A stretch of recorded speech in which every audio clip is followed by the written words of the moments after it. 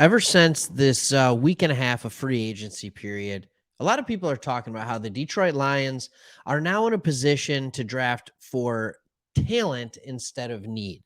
I for the most part, really do agree with that. I think there's two glaring holes, to be honest: interior defensive line and number two wide receiver. I think those are the two holes, and maybe just a little bit overall in talent at the linebacker. But we're not going to talk about any of those positions because we're talking about position of need. And like I said, after this free agency period, things have gotten a little bit unique. And now, more than ever, people are starting to choose the offensive side of the ball for the Detroit Lions.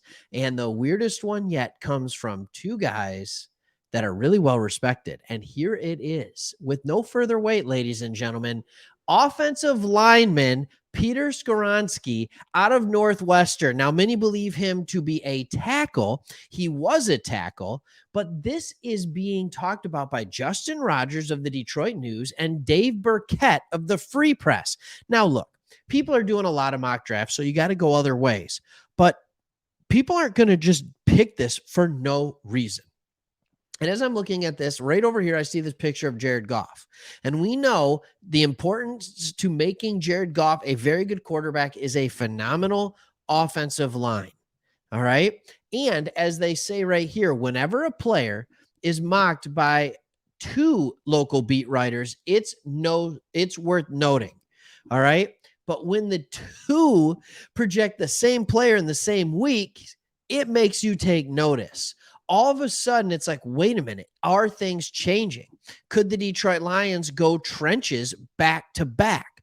Could they be thinking offensive tackle / guard and then D tackle? So let's talk, before you get just angry, let's talk about Peter Skoronski and how good he is. I think a lot of people look at him as this guy from Northwestern, and we'll come back to this, but a lot of people look at him as this guy out of Northwestern, this tackle. So, he can't be that athletic.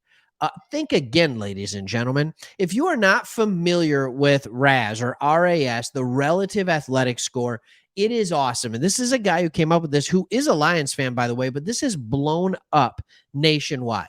It is absolutely blown up. He has a RAS score of 9.28 out of a possible 10. That is ranked 90 out of 1,236 offensive tackles from 87 to 2023. With that, you have a horrible grade in height at 6'4", which is nuts to me. A subpar grade in weight. Everything else was phenomenal. This doesn't take into account arm length and hand size necessarily, because they just list them there. His 40-yard dash was good. His 20-yard dash was fantastic. His 10-yard split was elite. His 3-cone was okay. But when you look at a guy like this and you see these type of numbers, here's what you have to start thinking about for the Detroit Lions. And I'm going to give you all of my reasons why I think it makes sense, why they actually could go here at 6 or trade back and get him at 7 or at 8. I wouldn't let him go too much further than that because I think the Bears want to gobble him up at 9. But I think one of the reasons you could take him at 6 is really, really simple. He can play guard. He can play guard right now. And I know what you're thinking. You just signed Glasgow. You just signed restructured Vitae. All those are good things. All those are good things. But he also can play left and right tackle. I understand he has short arms, but Taylor Decker isn't going to be here forever. Taylor Decker's making a whole bunch of money, and in a year or so, we can get out of that contract for relatively cheap. So it does make sense. It does make sense. If you're going to have to add 10 to 15 million on Jared Goff's contract to be able to get rid of Decker after 2 more years in place of on a rookie contract, Skoronski, and save 10 million. Yeah. So all of a sudden you're thinking to yourself, oh, wait, he could play guard now, or maybe even come in place of Jonah Jackson. I know that sounds nuts. Everybody's like, no, Jonah Jackson's awesome. Jonah Jackson is really good. Okay, but he is about to get paid. You're seeing what some of the best guards in the league are making. I mean, like 15, 20 million, like a lot of money. And so all of a sudden you got to start thinking to yourself, Okay, that's a lot of money on the offensive line. Decker's getting paid. Ragnow's getting paid. Jackson's going to have to get paid, and Sewell is going to get paid a ton. So you have to start thinking about who are other guys you can draft that are going to be coming in for these players. And you have a guy like Skoronski who maybe instead of retaining Jonah Jackson, we would let him go. I hate to say this because I love him, but he has been slightly injury prone. Let's be honest. So he gets handed the bag. We get what is likely going to be the best compository pick for him, which is a late third round pick. And then all of a sudden, Skoronski is your starting left guard. It's not the worst idea in the world, everybody. All right. It's not the worst idea in the world. And I'm not saying that it's what I would do, but I am saying you can convince me of it. All right, let's read a little bit more about Skoronski. He's arguably the top offensive lineman in 2023, currently lands top 15 most draft boards, include being fourth on Brugler's board, sixth on NFL.com's Lance Zierlein's rankings, and eighth for Daniel Jeremiah. He's 12th on PFF and 14 on the Draft Network. Now, for context, Skoronski has been so good at left tackle that Northwestern kept him on the blind side over Rashawn Slater, Chargers left tackle and pick number 13 in 2022, who they used at right tackle. And Skoronski's younger.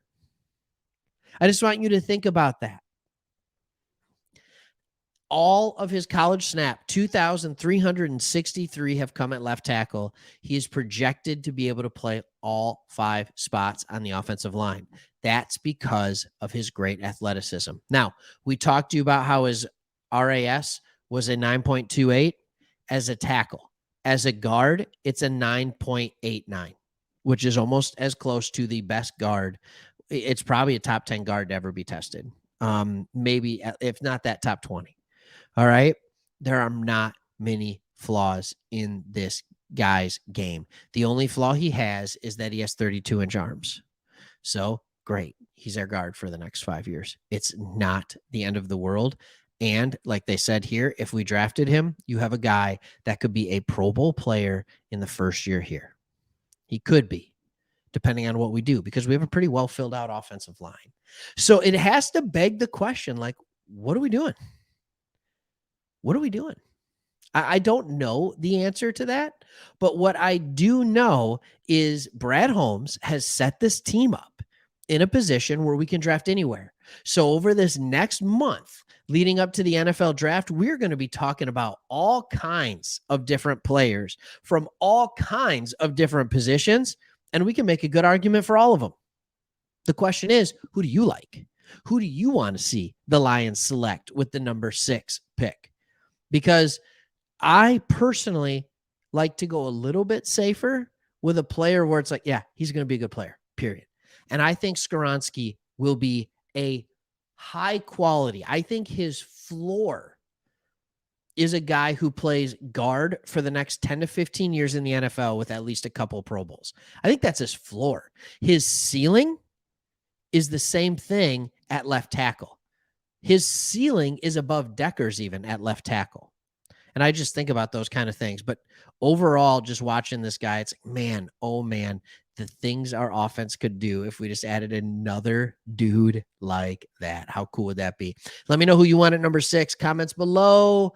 And hey, hit that subscribe button if you haven't already. And we do have memberships here at Sports Talk Detroit. Great way to interact with us and the community. All right, we'll see you on the next one.